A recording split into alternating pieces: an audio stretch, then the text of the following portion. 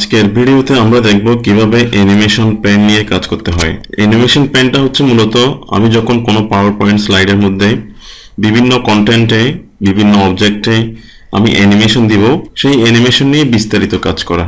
যেমন হচ্ছে কোনো অ্যানিমেশন চেঞ্জ করা বা অ্যানিমেশনের ডিউরেশন দেওয়া, স্টার্ট অপশনটা কী হবে, অন ক্লিক হবে না আফটার প্রিভিয়াস হবে, উইথ প্রিভিয়াস হবে।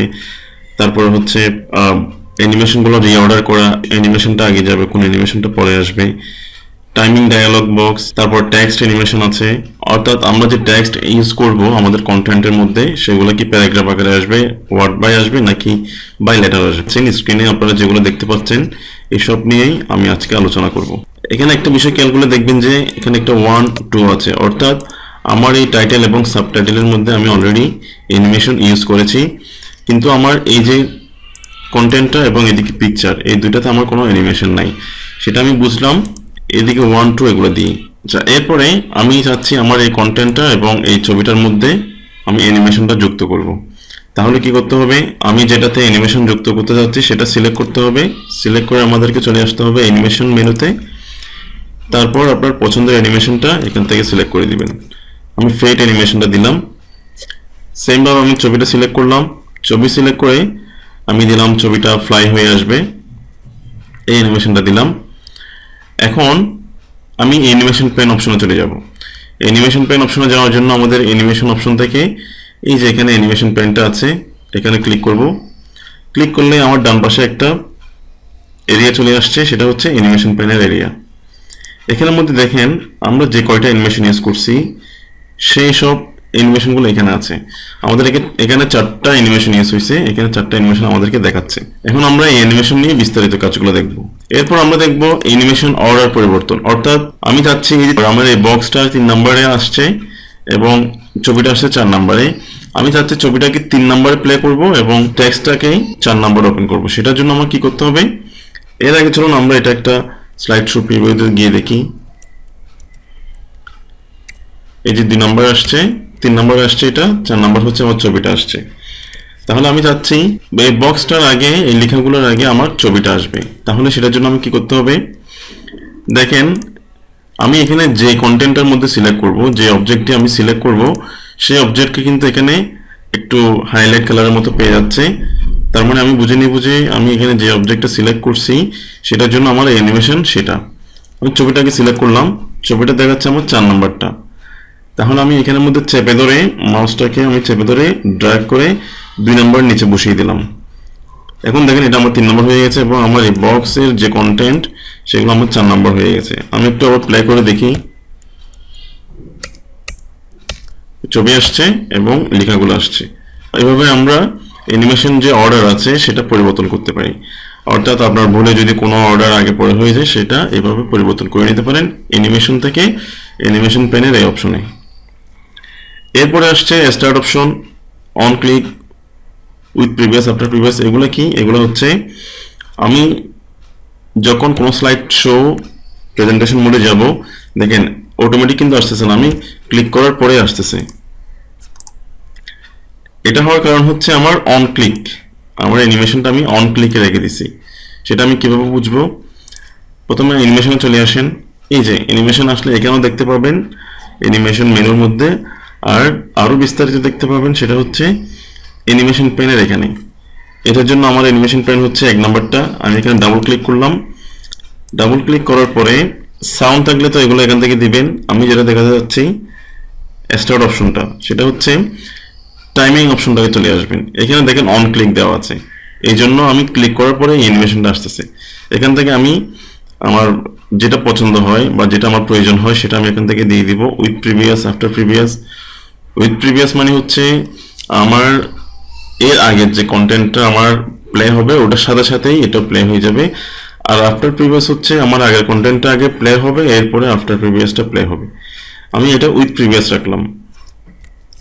তারপরে এখানে আরো কয়েকটা অপশন চলে আসতেছে। ডিউরেশন দিলে, এগুলো এখান থেকে আমি দেখাই দিচ্ছি একসাথেই। দিলে হচ্ছে কতক্ষণ পরে আসবে, উইথ প্রিভিয়াস, সেটা এখান থেকে দিতে পারেন।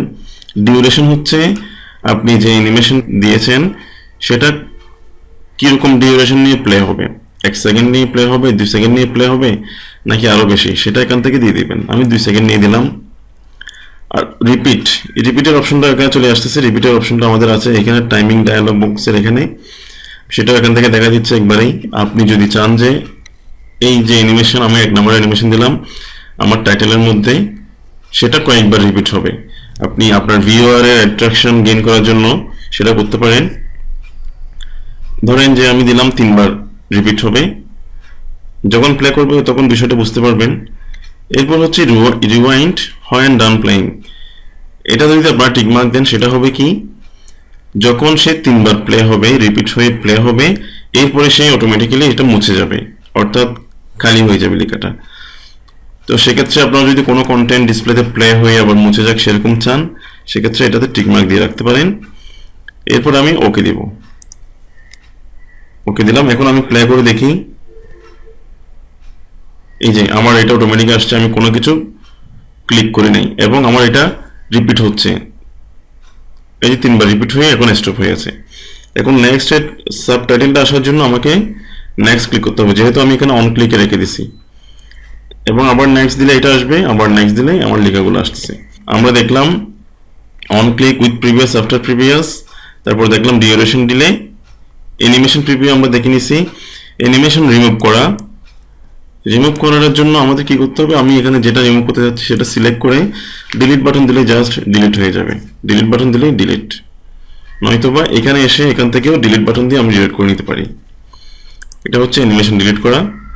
এরপর আসছে text animation by paragraph by word by letter. এই জিনিসটা কি, এই স্লাইডটা যখন আমরা প্লে করব দেখেন এই লেখাটা আমার একবারে চলে আসতেছে, কিন্তু আমি চাচ্ছি এই লেখাটাতে অ্যানিমেশন পেন, এই লাইনটা একবার আসবে, এরপর লাইনটা আবার আসবে, অর্থাৎ ধাপে ধাপে লাইনটা প্লে হয়ে আসবে। সেক্ষেত্রে আমাদের যে কাজটা করতে হবে সেটা হচ্ছে এই টেক্সট অ্যানিমেশন যে অপশনটা আছে এটা দিয়ে। এটা আমরা কীভাবে করতে পারি, প্রথমে আমরা পুরো টেক্সটটাকে সিলেক্ট করে নিব, সিলেক্ট করে আমি ফেড অপশনটা সিলেক্ট করলাম। ফেড অপশন সিলেক্ট করার পরে এটার জন্য আমার অ্যানিমেশন হচ্ছে এই 4 নাম্বারটা। এখানে একটা বিষয় খেয়াল করেন, অ্যানিমেশন টেক্সট যে অপশনটা আছে এখানে অল অ্যাট ওয়ান্স আছে, এই জন্য আমার সবটা একসাথে চলে আসে। এখন আমি চাচ্ছি বাই ওয়ার্ড হলে ওয়ার্ড বাই ওয়ার্ড আসবে, বাই লেটার হইলে লেটার বাই লেটার আসবে। আমি বাই ওয়ার্ড দিলাম, ওয়ার্ড দিয়ে আমি ওকে দিলাম, এবং প্লে করে দেখেন এই যে ওয়ার্ড বাই ওয়ার্ড আমার একসাথে প্লে হয়ে গেছে। এরপরে যদি আমি আরেকটা চাই বাই লেটার, আমি আরেকটু বোঝা যাওয়ার জন্য ডিউরেশনটা একটু বাড়াই দিচ্ছি, ডিউরেশনটা খুবই কম, 2 সেকেন্ড করে দিলাম, ওকে দিলাম। প্লে করে দেখলে এই দেখেন আমার ভাই লেটার আসতেছে, একটা একটা অক্ষর করে করে আসতেছে, 2 সেকেন্ডে এটা প্লে হবে। প্রতিটা লাইন বাই লাইন আলাদা আলাদা আসবে। সেক্ষেত্রে আমার যেটা করতে হবে সেটা হচ্ছে প্রথমে আমি একটা লাইন সিলেক্ট করলাম, বা এখান থেকে একটা সিলেক্ট করতে পারেন, সিলেক্ট করে অ্যানিমেশন প্যানের এখানে ডিরেকশন ফ্রম লেফট রাখলেন এবং এটা বাই ওয়ার্ড থাকলো। এরপরে অন ক্লিকটা আপনি উইথ প্রিভিয়াস করে দিবেন, বা এটাতে ফার্স্টটাতে অন ক্লিক থাকতে পারে, আমি ফার্স্টে অন ক্লিক রাখলাম, ওকে দিলাম। আবার সেকেন্ডটাকে আমি সিলেক্ট করে অ্যানিমেশন পেন থেকে এই যে এখানে আমি উইথ প্রিভিয়াস না দিয়ে আফটার প্রিভিয়াস দিব, অর্থাৎ আমার অ্যানিমেশন পেন কি এই লেখাটা প্লে হওয়ার পরে সেকেন্ড লাইনটা প্লে হবে। আমি ডিউরেশন দিলাম 1 সেকেন্ড, ওকে। তারপরে এরপর আমি এটা নিলাম, এটা নিয়ে সেম ভাবে এখান থেকে এসে লেফট থাকবে, এখান থেকে আমি 1 সেকেন্ড করে দিলাম এবং এটা আফটার প্রিভিয়াস দিলাম, তো এক লাইন প্লে হওয়ার পরে আমার বাকিটা আসবে। এখন আমি যদি প্রিভিউ করে দেখি, এই যে একটা আসছে, সেকেন্ডটা আসছে, থার্ডটা চলে আসছে। থার্ডটার সাথে বাকিগুলো আসার কারণ হচ্ছে আমি নিচের গুলোতে কিন্তু ভাবে ইন্ডিভিজুয়াল ভাবে একটা একটা সিলেক্ট করে দিই নাই, এগুলো আগে থেকেই উইথ প্রিভিয়াস দেওয়া আছে, এই জন্য এই লাইনের সাথে এটা চলে আসছে। এইভাবে করে প্রতিটা লাইন যদি আমরা কাজ করি তাহলে এক লাইনের পর এক লাইন ধাপে ধাপে আসবে। তো আশা করি আপনারা অ্যানিমেশন প্যানের বিষয়টা বুঝতে পারছেন। এভাবে আমরা আমাদের প্রেজেন্টেশনের জন্য যে স্লাইড তৈরি করবো সেখানে আমরা অ্যানিমেশন প্যানের কাজগুলো এভাবে করে নিতে পারি।